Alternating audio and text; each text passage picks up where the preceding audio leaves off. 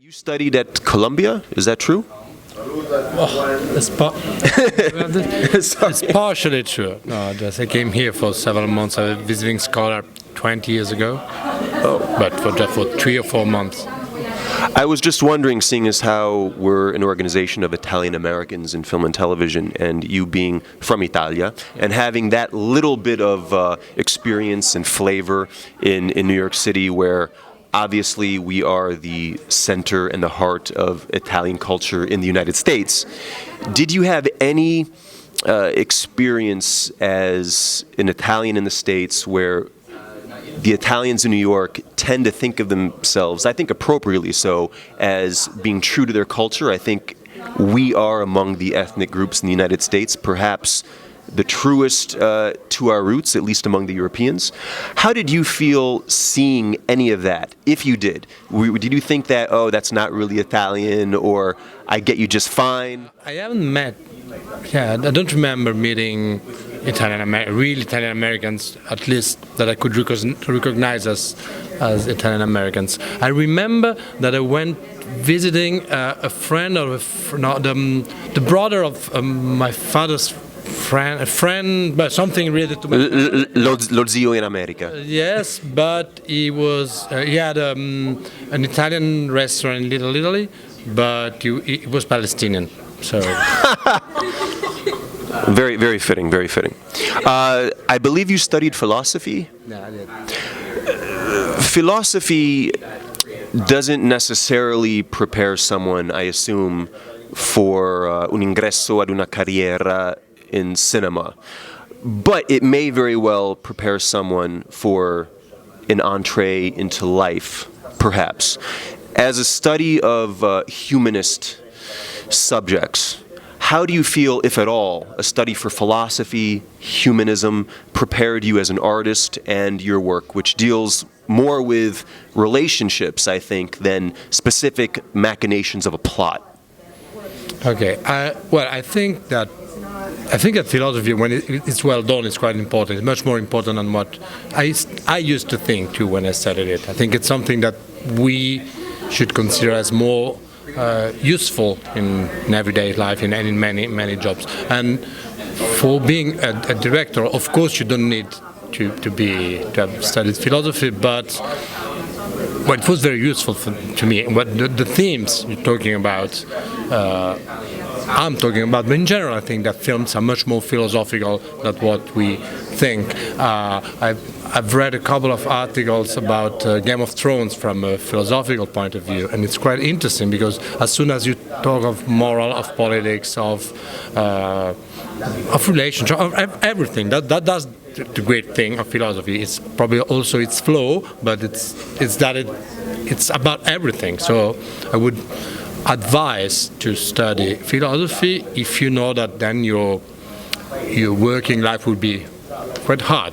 But if you achieve to have a work, I think that you can really use what you've studied. You can really broaden your mind. I'm so sorry to bring this up, but you did. What did you think of Game of Thrones? I love it. Even the last season? Must see. I think it's a little bit exaggerated to criticize it like this. I'd been happy to have 2 or 3 more episodes. That's the only thing. Okay, for me, 2 or 3 more seasons. Your motion picture, sort of like a stream of consciousness. We're in front of a poster of La Dolce Vita, but 8.5 obviously influenced a lot of filmmakers when it came out, and even now, particularly maybe some of the editing. You know, he sees her writing animas on the board, or anima, and it brings him back to his childhood, and the whole movie is sort of like that. My question is really about editing. Editing sort of being the most intrinsic element of cinema that makes it cinema as opposed to literature or the stage. Do you have a philosophy, or were there any challenges in fleshing out a story with the use of editing? What do you think the potential is for editing? It's a nice question. Well, the film was written like this, of course. I mean, we worked a lot in the editing room with this idea. So you're not like Terrence Malick, who just finds the movie in the editing. No, but I don't even believe that this is true in this sense. Of course, you work a lot in the editing, but the principle of the editing was in the film. I mean, we had in the script 295 scenes, which is a lot. The normal film is like 80, 90. And this is because what I wanted to tell was a story only through memories. So if I see you and you remind me of someone else, I don't know, you don't, but I will probably see a picture of, I don't know, a friend I had in my head. And then maybe we'll recall another memory. And in every moment we're here, but at the same time we're also somewhere else. Now if I say, I don't know, Dumbo, you see probably the elephant in your background. Well, we actually have a neighborhood called Dumbo here. Maybe you said that. Yeah, maybe. No elephants. You see the bridge. Okay. Yes. Okay. But in any case, you see something, and so the challenge was to try to do what literature has done a lot, so telling stories only through a personal point of view, but with the tools of cinema, so not using a voice, but using images and sounds and telling only what we experience of life, in this case of a love story. We never know what really happened, we only see how they felt the difference. And not different things happen, but different feelings, yes. When he sees her for the first time, the colors are completely different, his vision is completely different. Probably in 5 or 6 years, if we will remember this moment, probably not, but if we will, we probably would remember it in a very different way. Maybe I would remember the black,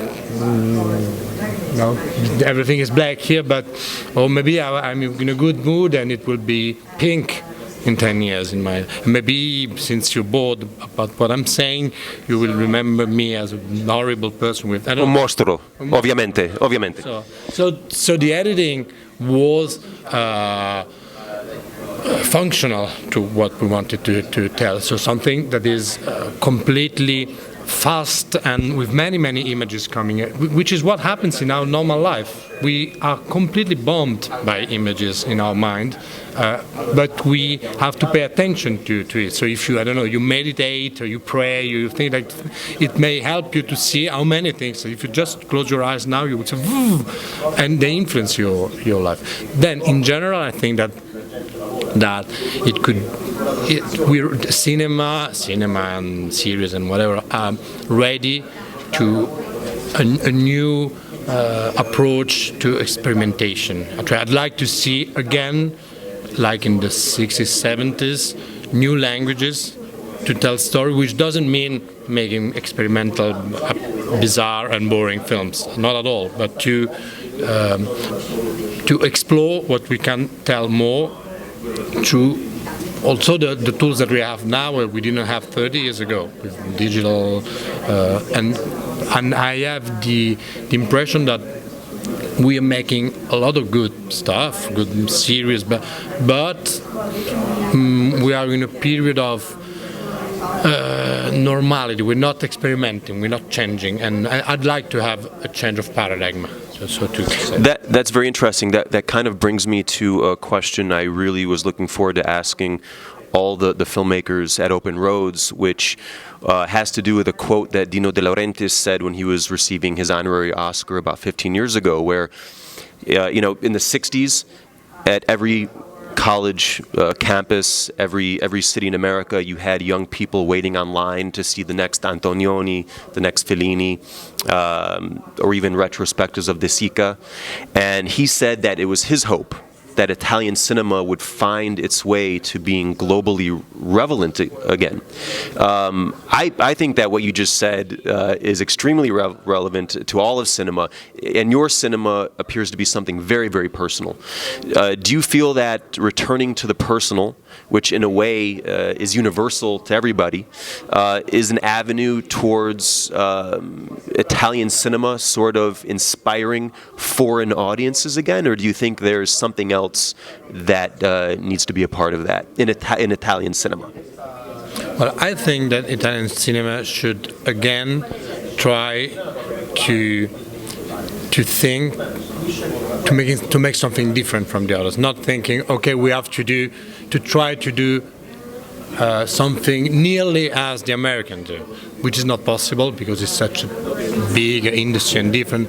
And now I have the impression that we're doing this. We're starting doing good series, good, and it's very good, and nothing against it. And maybe I will shoot some episode of it. So nothing against this, but I think that.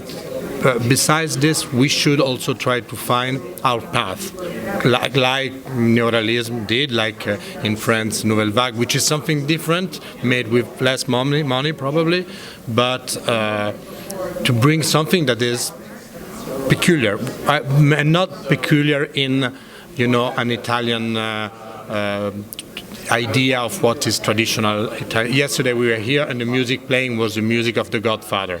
No? Right, of course. Okay, we have a little bit to give up with this, that Italy is not only Tuscany and mafia and things, but it's something else too. No, non c'era Max Pezzali? No. No, purtroppo. No.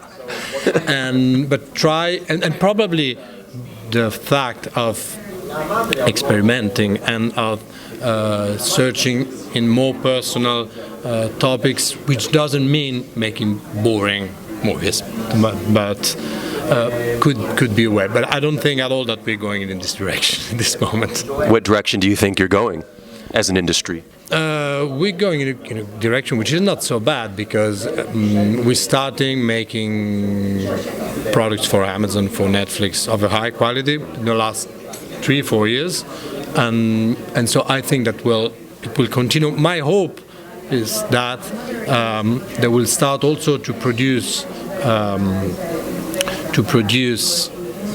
products that are not only products but work of art. I would say made by authors like by Garrone, Alicia Rohrwacher, for TV, so to say, but to bring all the audience that you have on the platforms also to another kind of cinema. And so to go back to what you were saying about De Laurentiis, people wanted to see the films, also difficult films. Maybe they will want to see the same things at home, because we have to abandon the fact that cinema is big screen and home is only serious. No, you can see both in both things, and mainly at home. So that's my hope.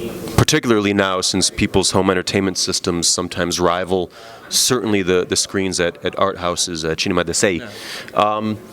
How did you feel about the American audience here? Well, my film has not been screened yet. But have you seen any by any chance? No, I was yesterday here, but I just saw the Q&A. I remember last time I came with my first film, 10 Winters, and I had a very beautiful. I keep a very beautiful memory, and I just came from Russia, remember at that time, and I thought a kind of similarity between the Russian and American, very enthusiastic, very warm, very different from the French one, for instance. French one, they don't laugh, they're very intelligent, and troppo orgogliosi come sì. Vabbè, frase di carattere, non è... I francesi, fa niente. Well, it's going to be great seeing your movie. Thank you so much for interviewing us. It's been a pleasure. Thank you. Sorry if I talk too much. No, I talk too much.